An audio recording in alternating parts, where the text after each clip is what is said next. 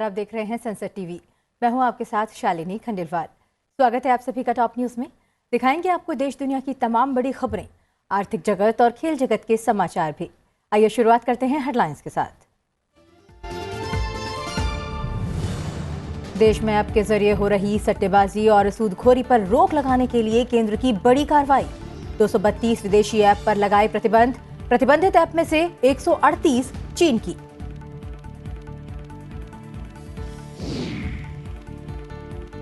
संसद के बजट सत्र के पहले चरण के दूसरे सप्ताह की आज से शुरुआत। राष्ट्रपति के अभिभाषण पर धन्यवाद चर्चा संसद की कार्यसूची में शामिल। प्रधानमंत्री नरेंद्र मोदी आज कर्नाटक के दौरे पर। बेंगलुरु में भारत ऊर्जा सप्ताह 2023 का करेंगे उद्घाटन। तुमकुरू में HAL हेलीकॉप्टर कारखाने का भी करेंगे लोकार्पण।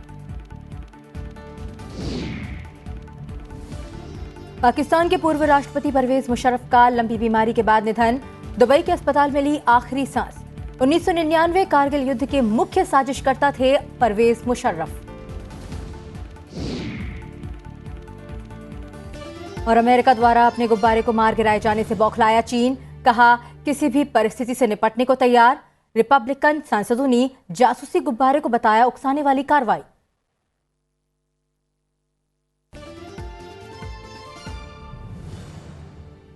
टॉप न्यूज में अब खबरें विस्तार से।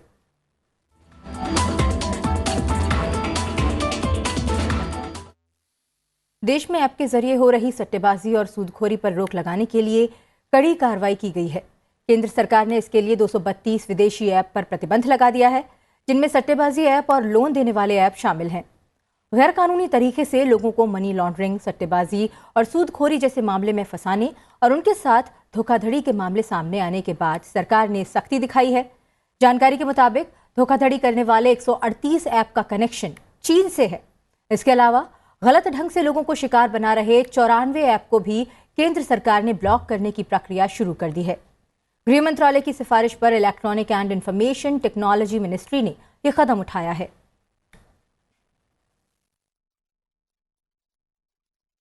बजट सत्र का आज 5वां दिन है। आज लोकसभा में राष्ट्रपति के अभिभाषण पर धन्यवाद प्रस्ताव पर चर्चा होगी। सांसद चंद्र प्रकाश जोशी चर्चा की शुरुआत का प्रस्ताव करेंगे। सांसद उदय प्रताप सिंह प्रस्ताव का समर्थन करेंगे।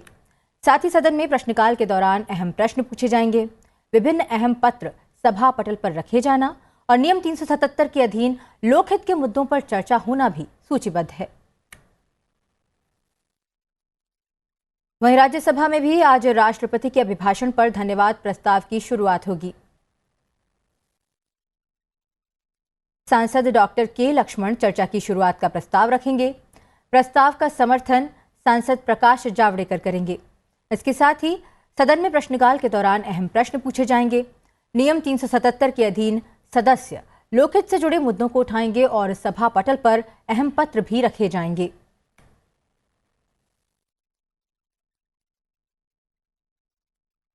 प्रधानमंत्री नरेंद्र मोदी आज कर्नाटक के दौरे पर हैं, जहां विभिन्न आयोजनों और योजनाओं की वे शुरुआत करेंगे। प्रधानमंत्री सुबह करीब 11:30 बजे बेंगलुरु में भारत ऊर्जा सप्ताह 2023 का उद्घाटन करेंगे। भारत ऊर्जा सप्ताह 2023 का आयोजन आज से 8 फरवरी तक होगा। इसका उद्देश्य ऊर्जा अंतरण महाशक्ति के रूप में भारत की बढ़ती क्षमता को प्रदर्शित करना है। इस आयोजन में पारंपरिक और गैर पारंपरिक ऊर्जा उद्योग, सरकारों और अकादमिक जगत की हस्तियां एकत्रित होंगी। साथ ही वे उन चुनौतियों और अवसरों पर चर्चा करेंगी जो एक जवाबदेह ऊर्जा अंतरण में मौजूद होती हैं। कार्यक्रम में दुनिया भर के 30 से अधिक मंत्रियों की उपस्थिति रहेगी। इसके बाद प्रधानमंत्री दोपहर करीब 3:30 बजे तुमकुरू में HAL हेलीकॉप्टर कारखाने का लोकार्पण करेंगे और विभिन्न विकास योजनाओं का शिलान्यास भी करेंगे। प्रधानमंत्री ने वर्ष 2016 में इसकी आधारशिला रखी थी।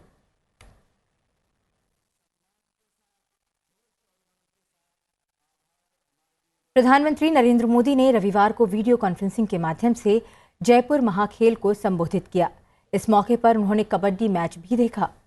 जयपुर ग्रामीण से लोकसभा सांसद राज्यवर्धन सिंह राठौर 2017 से जयपुर महाखेल का आयोजन कर रहे हैं। इस अवसर पर एक जनसभा को संबोधित करते हुए प्रधानमंत्री ने इस व्यापक प्रतिस्पर्धा में पदक विजेता खिलाड़ियों, प्रशिक्षकों और उनके परिवारों को बधाई दी। उन्होंने कहा कि ये खिलाड़ी खेल के मैदान में केवल भाग लेने के लिए नहीं बल्कि जीतने और सीखने के लिए आए हैं। प्रधानमंत्री ने कहा कि जीत तभी सुनिश्चित होती है जब उसमें सीखने की लगन शामिल होती है। उन्होंने कहा कि कोई भी खिलाड़ी खेल के मैदान से खाली हाथ नहीं जाता। साथियों, आजादी के इस अमृत काल में देश नई नई परिभाषाएं गढ़ रहा है, नई व्यवस्थाओं का निर्माण कर रहा है। देश में आज पहली बार खेलों को भी सरकारी चश्मे से नहीं बल्कि खिलाड़ियों की नजर से देखा जा रहा है। मैं जानता हूं, युवा भारत की युवा पीढ़ी के लिए असंभव कुछ भी नहीं है। युवाओं को जब सामर्थ्य, स्वाभिमान, स्वावलंबन, सुविधा और संसाधन की शक्ति मिलती है तो हर लक्ष्य आसान हो जाता है। गृहमंत्री अमित शाह ने राज्य भाजपा अध्यक्ष के नेतृत्व में सिक्किम के एक प्रतिनिधिमंडल को आश्वासन दिया है कि वित्त और गृह मंत्रालय संवैधानिक प्रावधानों के अनुरूप सिक्किमीज शब्द पर स्पष्टता की मांग करने के लिए उच्चतम न्यायालय के समक्ष एक समीक्षा याचिका दायर करेंगे।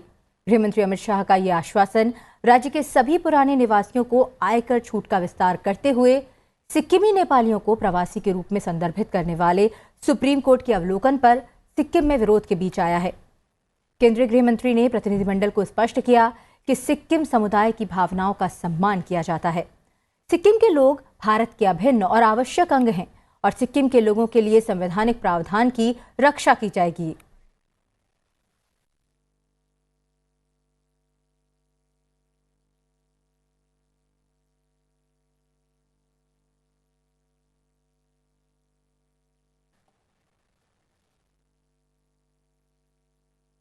भारत की अध्यक्षता में G20 देशों के ऊर्जा अंतरण कार्य समूह की पहली बैठक की शुरुआत रविवार को बेंगलौर में हुई।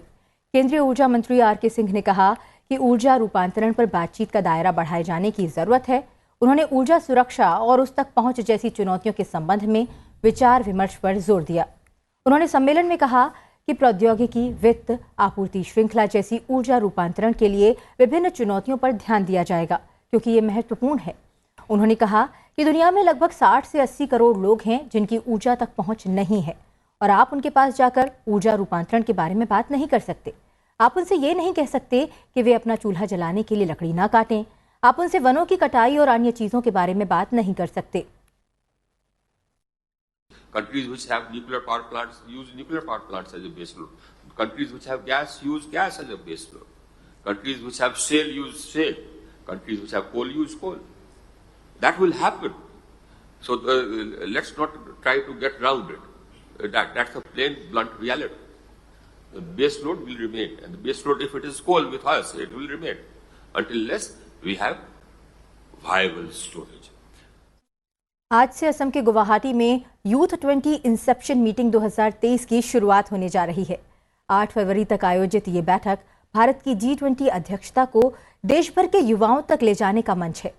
केंद्रीय मंत्री अनुराग ठाकुर युवा संवाद आयोजित करने के बाद श्वेत पत्र जारी करेंगे। 3 दिवसीय कार्यक्रम में दुनिया भर के 250 से अधिक प्रतिनिधियों के भाग लेने की उम्मीद है। असम के 34 जिलों के 50 से अधिक कॉलेज और विश्वविद्यालयों के लगभग 12,000 छात्र शिखर सम्मेलन के 5 विषयों पर विचार विमर्श करेंगे। Y20 की शुरुआती बैठक में चर्चा के लिए जिन 5 क्षेत्रों की पहचान की गई है उनमें पहला, काम का भविष्य, उद्योग 4.0, नवाचार एवं 21वीं सदी के कौशल। दूसरा, जलवायु परिवर्तन और आपदा संबंधी जोखिम में कमी। तीसरा, शांति की परिस्थिति का निर्माण और सुलह, युद्ध रहित युग की शुरुआत। चौथा, साझा भविष्य, लोकतंत्र और शासन में युवा। और 5वां विषय, स्वास्थ्य, कल्याण और खेल युवाओं के लिए शामिल हैं। All India Muslim personal board ने देश में समान नागरिक संहिता लागू करने के किसी भी प्रयास को मानने से साफ तौर पर इनकार किया है। उत्तर प्रदेश की राजधानी लखनऊ में रविवार को all India Muslim personal law board की एग्जीक्यूटिव बोर्ड की बैठक संपन्न हुई। इस दौरान बोर्ड के महासचिव मौलाना खालिद सैफुल्लाह रहमानी ने कहा कि कि देश के संविधान में हर व्यक्ति को अपने धर्म पर अमल करने की आज़ादी दी गई है। इसमें पर्सनल लॉ बोर्ड भी शामिल है। इसलिए सरकार से अपील है कि वो आम नागरिकों की मजहबी आज़ादी का एहतराम करते हुए यूनिफॉर्म सिविल कोड यानी समान नागरिक संहिता का इरादा छोड़ दे। उन्होंने कहा कि इतने बड़े देश में जहां कई धर्मों को मानने वाले लोग हैं, वहां इस तरह का कानून लाने से देश को कोई फायदा नहीं होगा।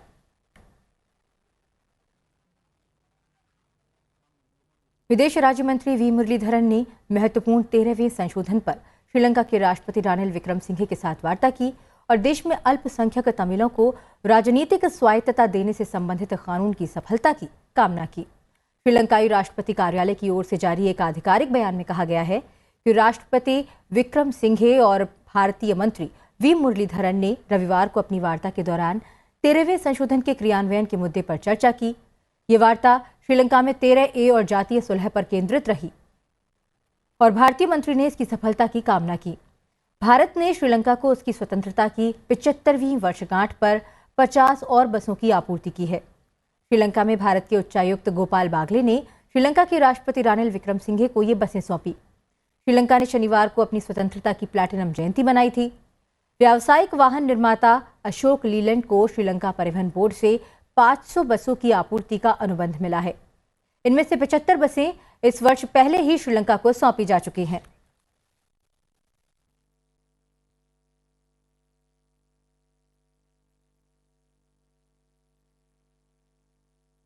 उन्नीस के बाद से भारत में मतदाताओं की संख्या में 6 गुना वृद्धि देखी गई।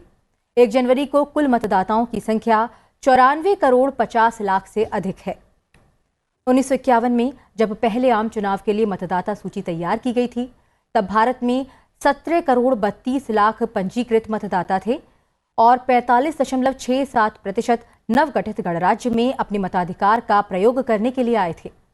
चुनाव आयोग ने यह भी माना कि कुल मतदाताओं की संख्या 94 करोड़ 50 लाख से अधिक होने के बावजूद लगभग 1/3 मतदाता पिछले लोकसभा चुनावों में अपने मताधिकार का प्रयोग करने से दूर रहे। चुनाव आयोग ने ऐसे मतदाताओं को मतदाता केंद्रों तक लाने के लिए नए सिरे से पहल शुरू करने की भी घोषणा की है। पाकिस्तान के पूर्व राष्ट्रपति और 1999 में करगिल युद्ध के मुख्य सूत्रधार परवेज मुशर्रफ का रविवार को एक लाइलाज बीमारी से वर्षों तक जूझने के बाद दुबई के एक अस्पताल में निधन हो गया। वे 79 वर्ष के थे। दिल्ली में एक मध्यम वर्गीय परिवार में जन्मे मुशर्रफ 1947 में विभाजन के बाद पाकिस्तान चले गए। मुशर्रफ पाकिस्तान में अपने खिलाफ आपराधिक आरोपों से बचने के लिए संयुक्त अरब अमीरात में खुद निर्वासित जीवन व्यतीत कर रहे थे। मुशर्रफ के परिवार के मुताबिक वे दुर्लभ बीमारी एमिलाइडोसिस से पीड़ित थे, जिसमें पूरे शरीर के अंगों और ऊतकों में एमिलायड नामक एक असामान्य प्रोटीन बनता है। मुशर्रफ की बीमारी 2018 में सामने आई थी। मुशर्रफ ने ही करगिल युद्ध की साजिश रची थी, जो महीनों तक चलता रहा। इस युद्ध से कुछ महीने पहले तत्कालीन प्रधानमंत्री नवाज शरीफ ने भारत के अपने समकक्ष अटल बिहारी वाजपेयी के साथ लाहौर में ऐतिहासिक शांति समझौते पर हस्ताक्षर किए थे। करगिल में मिली नाकामी के बाद मुशर्रफ ने 1999 में तख्ता पलटकर तत्कालीन प्रधानमंत्री शरीफ को अपदस्थ कर दिया था और 1999 से 2008 तक विभिन्न पदों पर रहते हुए पाकिस्तान पर शासन किया था। टॉप न्यूज में फिलहाल समय एक छोटे से ब्रेक का। आप बने रहिए संसद टीवी के साथ।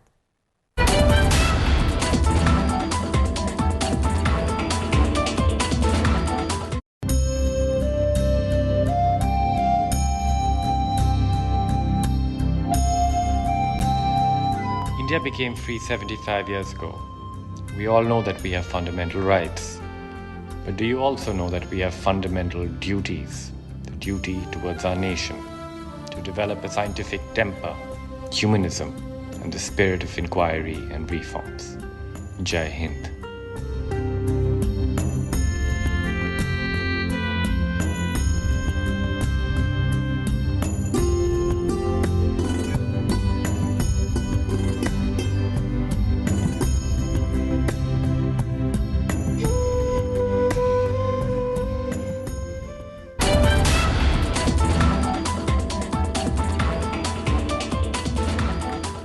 ब्रेक के बाद एक बार फिर आपका स्वागत है टॉप न्यूज में। अब रुख करते हैं आज की टॉप 10 खबरों का।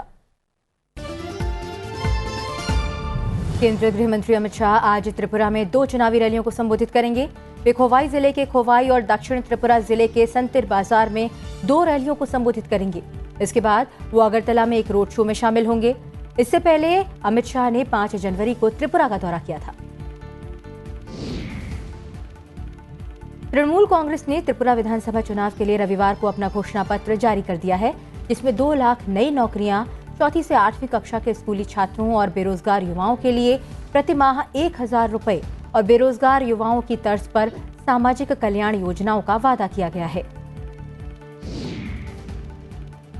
कांग्रेस ने नागालैंड विधानसभा चुनाव के लिए रविवार को अपने 4 उम्मीदवारों की दूसरी सूची जारी की। पार्टी ने कोहिमा शहर से मेशेनलोटकाट, मुकोकचुंग शहर से एलेम जोंगशी, भंडारी से चेनिथुंग हमसोए और नोकलाक से पी मुलंग को मैदान में उतारा है। पिछले 2 प्रयासों में मतदान पूरा करने में विफल रहने के बाद दिल्ली के मेयर के चुनाव को लेकर दिल्ली नगर निगम आज बैठक के लिए तैयार है। एक बार फिर से उपराज्यपाल के दिशा निर्देश पर आज सदन की बैठक बुलाई गई है, जिसमें माना जा रहा है कि महापौर, उप महापौर और 6 स्थायी समिति के सदस्यों का भी चुनाव होगा। जेडीयू संसदीय बोर्ड के अध्यक्ष उपेंद्र कुशवाहा ने पार्टी नेतृत्व के खिलाफ मोर्चा खोल दिया है। एक खुला पत्र जारी कर जेडीयू के अन्य साथियों को विशेष बैठक में आमंत्रित किया गया है। 19 और 20 फरवरी को उपेंद्र कुशवाहा ने एक बैठक बुलाई है। बैठक में जेडीयू और आरजेडी में हुई एक खास डील पर चर्चा होगी। कुशवाहा ने जदयू कार्यकर्ताओं को लिखे पत्र में कहा कि पार्टी अपने आंतरिक कारणों से प्रतिदिन कमजोर होती जा रही है। राष्ट्रीय जांच एजेंसी एनआईए ने बिहार के मोतिहारी से फुलवारी शरीफ पटना से संबंधित मामले में popular front of India PFI के 2 व्यक्तियों को गिरफ्तार किया है। हत्या को अंजाम देने के लिए इन दोनों व्यक्तियों पर हथियार और गोला बारूद उपलब्ध कराने का आरोप है। इन हथियार और गोला बारूद को पीएफआई के एक प्रशिक्षक याकूब को दिया गया था।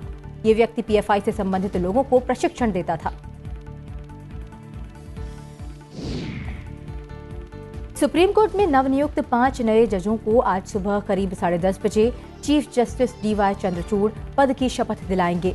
सुप्रीम कोर्ट कॉलेजियम ने पिछले साल दिसंबर 2022 को इनकी नियुक्ति की सिफारिश की थी। राष्ट्रपति ने 4 फरवरी को इन नामों पर मुहर लगाई है। सुप्रीम कोर्ट में 5 नए जज बने हैं। उनमें राजस्थान हाईकोर्ट के chief justice Pankaj Mittal, Patna high court के chief justice Sanjay Karol, Manipur high court के chief justice PV Sanjay Kumar, Patna high court के जस्टिस एहसानुद्दीन अमानुल्लाह और इलाहाबाद हाईकोर्ट के जस्टिस मनोज मिश्र शामिल हैं। असम में विपक्ष की आलोचना के बीच पुलिस ने लगातार तीसरे दिन बाल विवाह के खिलाफ कार्रवाई जारी रखी, जिसके बाद रविवार तक गिरफ्तार किए गए लोगों की संख्या बढ़कर 2278 हो गई है। ये गिरफ्तारियां राज्य भर में दर्ज 4074 प्राथमिकियों के आधार पर की गई है। विपक्ष ने सरकार के इस कदम को पब्लिसिटी स्टंट बताया है। हिमाचल के लाहौल स्पीति जिले में चिका के पास रविवार को हिमस्खलन की चपेट में आने से सीमा सड़क संगठन के 2 मजदूरों की मौत हो गई, जबकि एक अन्य लापता बताया जा रहा है। हिमस्खलन के चलते लापता हुए एक अन्य व्यक्ति का पता लगाने के लिए घंटों तक तलाशी अभियान चलाया गया, लेकिन लो विजिबिलिटी और तापमान में आई गिरावट को देखते हुए तलाशी अभियान को बंद कर दिया गया। और Indian railway catering and tourism corporation limited एक भारत श्रेष्ठ भारत योजना के तहत भारत गौरव टूरिस्ट ट्रेन को शुरू करने के लिए तैयार है। गरवी गुजरात यात्रा के लिए पूरी तरह से वातानुकूलित ये ट्रेन 28 फरवरी को दिल्ली से सफदरजंग स्टेशन से रवाना होगी। इस ट्रेन को सरकार की एक भारत श्रेष्ठ भारत स्कीम के तहत डिजाइन किया गया है।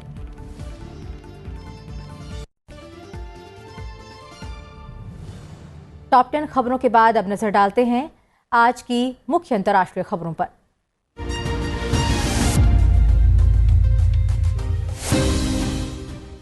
चिली के जंगल में लगी आग के कारण सरकार ने कई अन्य इलाकों में आपातकाल की घोषणा की है। वहीं इस आग ने अब तक कम से कम 23 लोगों की जान ले ली है। इसके अलावा 16 गंभीर रूप से झुलसे हुए हैं, जिनकी हालत गंभीर बताई जा रही है। खबरों की माने तो अब तक 1100 से अधिक लोगों ने आश्रय स्थलों में शरण ली है, जबकि कम से कम 979 लोगों के घायल होने की खबर है। आग से करीब 40,000 हेक्टेयर भूमि जल गई, जो अमेरिकी शहर फिलाडेल्फिया से बड़ा इलाका है।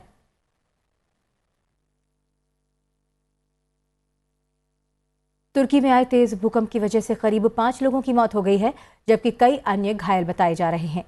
तेज झटके महसूस किए गए, जिनकी रिक्टर स्केल पर भूकंप की तीव्रता 7.8 थी। स्थानीय समय के मुताबिक भूकंप सुबह 4:17 पर आया था। इसकी गहराई जमीन से 17.9 किलोमीटर अंदर थी। भूकंप के झटके तुर्की के गाजियानटेप के पास महसूस किए गए। तुर्की प्रशासन की माने तो मरने वालों की संख्या में और इजाफा हो सकता है। वहीं भूकंप की तस्वीरों से भी जान माल का काफी नुकसान होने की संभावना नजर आ रही है। वहीं भूकंप का असर तुर्की के पड़ोसी देश सीरिया में भी देखने को मिला। उत्तर पश्चिम सीरिया में भूकंप के कारण 2 इमारतें ढह गईं, जिसमें कई लोगों के दबे होने की आशंका जताई जा रही है। फिलहाल वहां पर राहत और बचाव कार्य शुरू हो चुका है। सीरियन सिविल डिफेंस ने इस भूकंप को विनाशकारी करार दिया है।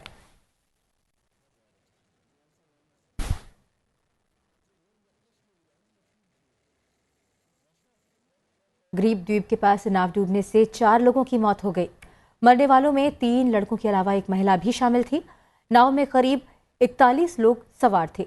मौके पर मौजूद राहत बचाव दल ने बाकी लोगों को पानी से निकालकर सुरक्षित स्थान पर पहुंचाया।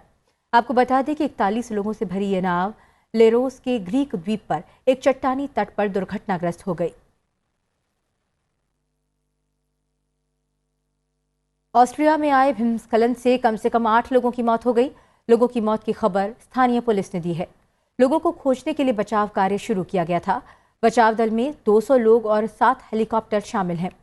बचाव कार्य के दौरान 4 लोग घायल मिले।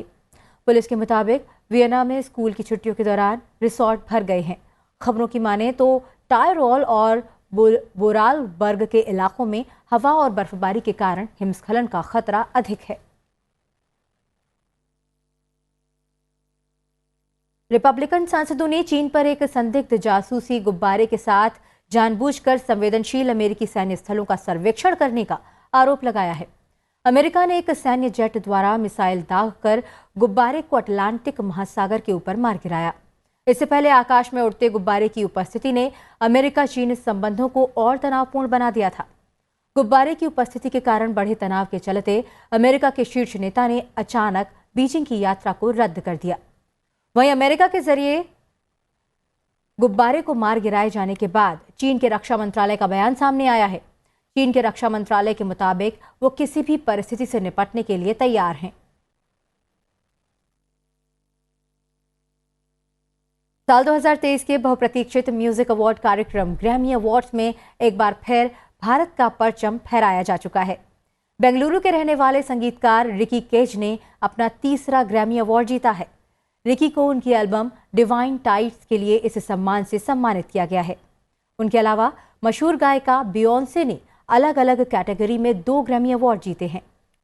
उन्हें अपने सुपरहिट गाने ब्रेक माय सोल के लिए बेस्ट डांस या इलेक्ट्रॉनिक रिकॉर्डिंग कैटेगरी में और प्लास्टिक ऑफ द सोफा के लिए बेस्ट ट्रेडिशनल R&B परफॉर्मेंस की कैटेगरी में ग्रैमी अवार्ड मिला है। इस साल सबसे ज्यादा नॉमिनेशन बियोंसे को मिले थे। उन्हें 9 कैटेगरी में नॉमिनेट किया गया था। बियोंसे अब तक 28 ग्रैमी पुरस्कार पाने वाली दुनिया की पहली महिला कलाकार थीं और अब उनके पुरस्कारों की संख्या बढ़कर 30 हो गई है।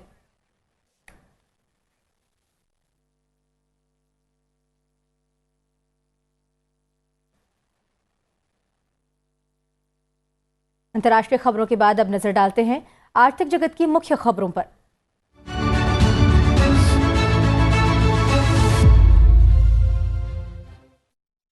भारत का ध्यान चीन के साथ कुछ अहम चीजों के आयात पर निर्भरता कम करने पर होना चाहिए। ये बात नीति आयोग के उपाध्यक्ष सुमन बेरी ने रविवार को कही। बेरी ने कहा कि भारत का ध्यान चीन के साथ कुल व्यापार घाटे पर नहीं होना चाहिए।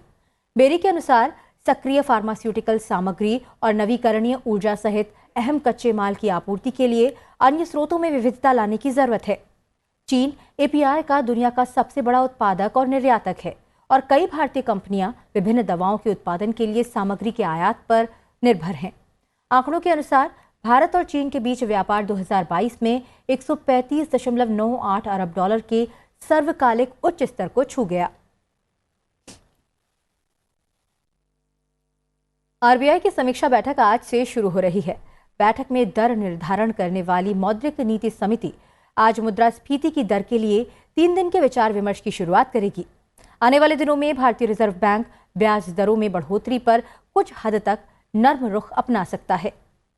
आरबीआई का यह नर्म रुख खुदरा मुद्रास्फीति में नरमी के संकेत और अमेरिकी फेडरल रिजर्व बैंक द्वारा अपनी प्रमुख ब्याज दरों में बढ़ोतरी की गति को धीमा करने से मिल रहे हैं। विशेषज्ञों का मानना है कि इस सप्ताह अपनी द्विमासिक मौद्रिक नीति समीक्षा में केंद्रीय बैंक रेपो दर में 0.25% की मामूली वृद्धि कर सकता है। आरबीआई ने दिसंबर की मौद्रिक नीति समीक्षा में प्रमुख ब्याज दर को 0.35% बढ़ा दिया था। इससे पहले लगातार 3 बार इसमें 0.5% की वृद्धि की गई थी।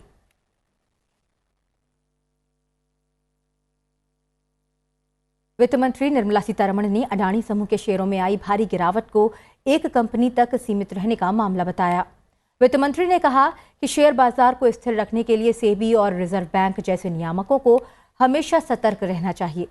एक निजी टीवी चैनल के साथ बातचीत में वित्त मंत्री निर्मला सीतारमण ने कहा कि बैंक और बीमा कंपनियों ने किसी एक कंपनी में हद से अधिक निवेश नहीं किया है। इसके साथ ही उन्होंने आश्वस्त किया कि भारतीय बाजारों का नियामक बहुत अच्छी तरह प्रबंधन करते हैं।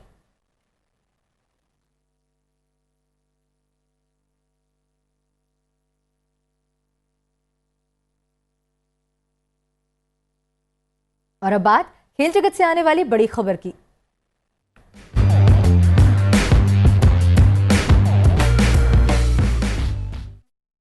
ऑस्ट्रेलिया के तेज गेंदबाज जोश हेजलवुड के बाएं पैर में इंजरी के कारण भारत के खिलाफ नागपुर में होने वाले पहले टेस्ट में वो नहीं खेल पाएंगे। वहीं दिल्ली में होने वाले दूसरे टेस्ट में भी उनका खेलना संदिग्ध है। हेजलवुड की अनुपस्थिति में युवा गेंदबाज स्कॉट बोलैंड अपना पहला टेस्ट खेल सकते हैं। 4 टेस्ट मैचों की सीरीज का पहला टेस्ट मैच 9 फरवरी से नागपुर में खेला जाएगा, जबकि दूसरा टेस्ट मैच 17 फरवरी को दिल्ली में, तीसरा 1 मार्च को धर्मशाला और चौथा टेस्ट मैच 9 मार्च को अहमदाबाद में खेला जाएगा।